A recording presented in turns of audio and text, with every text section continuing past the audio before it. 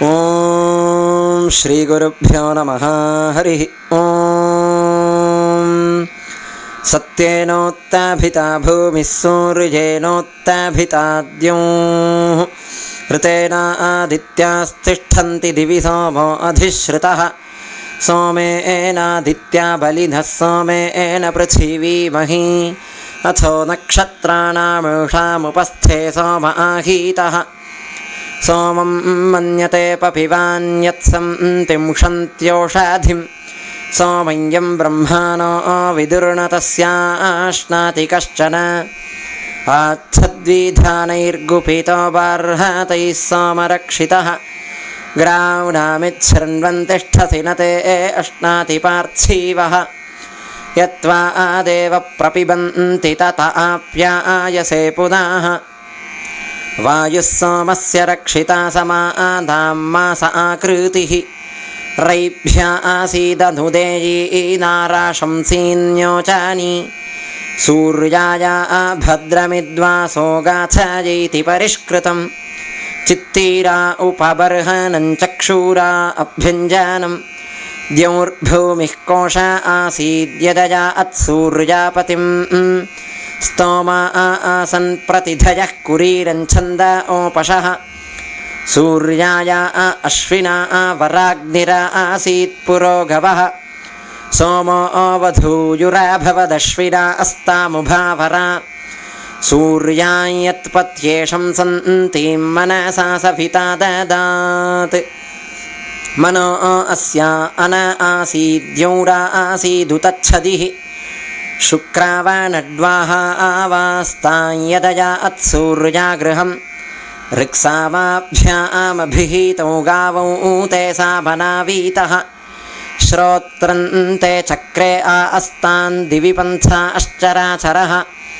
ಶುಚೀತೆ ಚಕ್ರೆ ಯಾತ್ಯಾವ್ಯಾನೋ ಅಕ್ಷಾಹತಃ ಅನಾಮನಸ್ಮಯಂ ಸೂರ್ಯಾರೋಹತ್ ಪ್ರಜತೀಪತಿಂ ಸೂರ್ಯಾಯ ಆವಹತುಃ ಪ್ರಾಗಾ ಅತ್ಸವಿತಾಯಮವಾಸೃಜತ್ ಅಘಾಸು ಹನ್ಯಂತೆ ಗಾವೋರ್ಜುನ್ಯೋಃ ಪರ್ಯುಹ್ಯತೆ ಯದಶ್ವಿನಾ ಪೃಚ್ಛಮಾ ನಾವಯಾ ತಂತ್ರಚಕ್ರೇಣ ವಹತುಂ ಸೂರ್ಯಾಯ ವಿಶ್ವೇ ದೇವಾ ಅನುತದ್ವಾ ಆಮಜಾನನ್ ಪುತ್ರಃ ಪಿತರಾ ವವೃಣೀತ ಪೂಷಾ ಯದಯಾ तं ಶುಭಸ್ಪತಿವರೇಯಂ ಸೂರ್ಯಾಮುಪ ಕ್ವೈಕಂ ಚಕ್ರಂ ವಾ ಆಮಾಸೀತ್ ಕ್ವಾದೇಷ್ಟ್ರಾಯತಸ್ಥತುಃ ದ್ವೇ ತೇ ಚಕ್ರೇ ಸೂರ್ಯೇ ಬ್ರಹ್ಮಣ ಋತುಥಾ ವೀದುಃ ಅಥೈಕಂ ಚಕ್ರಂ ಯದ್ಗುಹಾತ ತದ್ಧಾತಯೈದ್ವೀದುಃ ಸೂರ್ಯಾಯೈ ದೇವೇಭ್ಯೋ ಮಿತ್ರಾಯ ವರುಣಾಯ ಚ ಯೇ ಭೂತಸ್ಯ ಪ್ರಚೇತಸ ಇದಂ ತೇಭ್ಯೋ ಕರನ್ನಮಃ ಪೂರ್ವಾಪರಂಚಾರತೋ ಮಾಯಯೈತೌ ಶಿಶು ಕ್ರೀಡಂತೌ ಪರೀಯಾತೋ ಅಧ್ವರಂ ವಿಶ್ವಾ ಅನ್ಯನ್ಯೋ ಭುವನಾಭಿಚಷ್ಟ ಋತೂಂಗ್ರನ್ಯೋ ವಿದಧಜ್ಜಾಯತೆ ಪುನಃ ನವೋ ನವೋ ಭವತಿ ಜಾಯಮಾನೋನ್ಹಾಂಕೇತುರುಷಸಾ ಮೇತ್ಯಗ್ರಂ ಭಾಗಂ ದೇವೇಭ್ಯೋ ವಿದಧಾತ್ಯಾಜನ್ ಪ್ರಚಂದ್ರಮಾ ಅಸ್ಥಿರತೆ ದೀರ್ಘಮಾಯುಃ ಸುಖಿಂ ಶುಕಂ ಶಲ್ಮಲಿಂ ವಿಶ್ವರೂಪಂ ಹಿರಣ್ಯವರ್ಣಂ ಸುವೃತಂ ಸುಚಕ್ರಂ ಆರೋಹ ಸೂರ್ಯೇ ಅಮೃತಸ್ಯ ಲೋಕಂ ಸ್ಯೋನಂ ಪತ್ಯೇವ ಹತಂ ಕೃಣುಷ್ವ ಉದೀರ್ಷ್ವಾತಃ ಪತಿವತೀಹ್ಯೇ ಏಷಾ ವಿಶ್ವಾವಸುನ್ನಮಸಾ ಗೀರ್ಭಿರೀಳೆ ಅನ್ಯಾಮಿತ್ಸ ಪಿತೃಶತಂ ವ್ಯಕ್ತಾಂ ಸತೆ ಭಾಗೋ ಜನುಷಾ ತಸ್ಯ ವಿದ್ಧಿ ಉದೀರ್ಷ್ವಾತೋ ವಿಶ್ವಾವಸೋ ನಮಸೇಳಾಮಹೇ ತ್ವಾ ಅನ್ಯಾಮಿತ್ಸ ಪ್ರಫರ್ವ್ಯಾ ಅಂಸಂಜಾಯಾಂ ಪತ್ಯಾ ಆಸೃಜ ಅಂಧೃಕ್ಷರಾ ಋಜವಃ ಸಂತು ಪಂಥಾಯೇಭಿಃ ಸಖಾ ಆಯೋಯಂತಿ ನೋ ವರೇಯಂ ಸಮರ್ಯಮಾಸಂ ಭಗೋ ನೋ ನಿನೀಯಾತ್ ಸಂಜಾ ಅಸ್ಪತ್ಯಂ ಸೂಯಮಾಮಸ್ತು ದೇವಾಃ ಪ್ರತ್ವಾ ಮುಂಚಾಭಿವರುಣಸ್ಯ ಪಾಶಾದ್ಯೇನ ತ್ವಾ ಬಧ್ನಾತ್ ಸವಿತಾ ಸುಷೇವಾಃ ಋತಸ್ಯ ಯೋನೌ ಸುಕೃತಸ್ಯ ಲೋಕೆ ರಿಷ್ಟಾನ್ ತ್ವಾ ಸಹಪತ್ಯಾ ದಧಾಮಿ ಪ್ರೇತೋ ಮುಂಚಾಭಿನಾಮುತಃ ಸುಬದ್ಧಾಮಮುತಸ್ಕರಂ ಯಥೇಯಮಿಂದ್ರಮೀಢ್ವಸ್ಸು ಪುತ್ರಾ ಸುಭಗಾ ಸತಿ पूषा त्वेतो न यतु हस्तगृह्याश्विना अत्वा प्रवहतां रथेन गृहान् गच्छ गृहपत्नी यथा सो वशिनी त्वं विदथमावदासि इह प्रियं प्रजया ते समृद्ध्यतामस्मिन् गृहे गार्हपत्याय जागृहि येनापत्या तन्वा अंसंसृजस्वाथा जिव्री विदथमावदाथः नीललोहितं भवति कृत्यासक्तिर्व्यज्यते एधन्ते अस्या ज्ञातजः पतिर्बन्धेषु बध्यते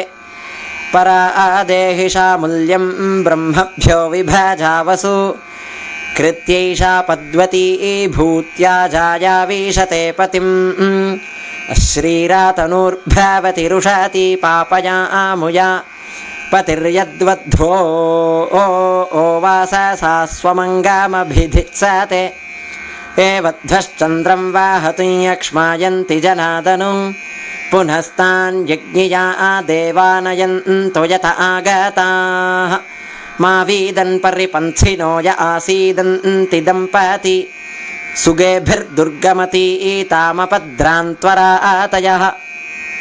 सुमङ्गलीर्यं वधूरिमां समेत पश्यात सौभाग्यमस्यै दत्त्वा याथास्तं विपरेतन तृष्टमेतत्कटुकमेतदापाष्ठवद्विषवन्नैतदत्तावे सूर्यायो ब्रह्मा विद्यात् स यद्वाधूयमर्हति आशसानं विषसानमथो अधिविकर्तानं सूर्यायाः पश्य रूपाणि तानि ब्रह्मा तु शुन्धति गृह्णामि ते सौभगत्वाय हस्तं मया पत्या आजरदष्टिर्यथा साः भगो अर्यमासा विता पुरन्धिर्मह्यं त्वा दुर्गार्हपत्याय देवाः तां पूषञ्छिवता मामेरयस्व यस्यां बीजं मनुष्या आवपन्ति यान ऊरुषति विश्रया ते यस्यामुषन्तः प्रहरामशेपं तुभ्यमग्रे पर्यावहन् सूर्यां वाहतु नासः पुनः पतिभ्यो जायान्द अग्ने प्रजया आसः पुनः पत्नीमग्निरदादायुषा सह वर्चसा दीर्घायुरस्यायः पतिर्जीवाति शरदः शतम् सोमः प्रथमो विविदे गन्धर्वो विविद उत्तरः तृतीयो अग्निष्टे पतिस्तुरीयस्ते मनुष्यजाः सोमो ददद्गन्धर्वाय गन्धर्वो ददग्नये रयिञ्च पुत्रांश्च आदादग्निर्मह्यमथो इमाम् इहैव स्तम्मावियौ उष्टं विश्वमाजुर्व्यश्नुतं क्रीडन्तौ पुत्रैर्नप्तृभिर्मोदमानौ स्वे गृहे आनः प्रजाञ्जानयतु प्रजापतिराजरसाय समानक्त्वर्यमा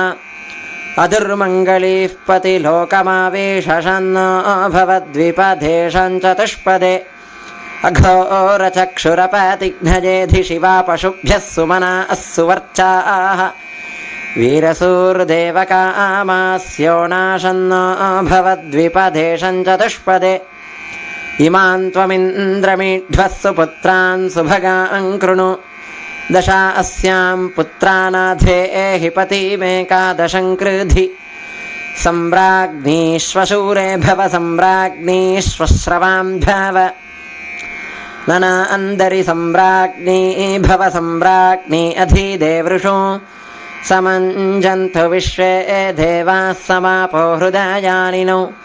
सम्मातरिश्वासन्धाता समुदेष्ट्री दधातु नौ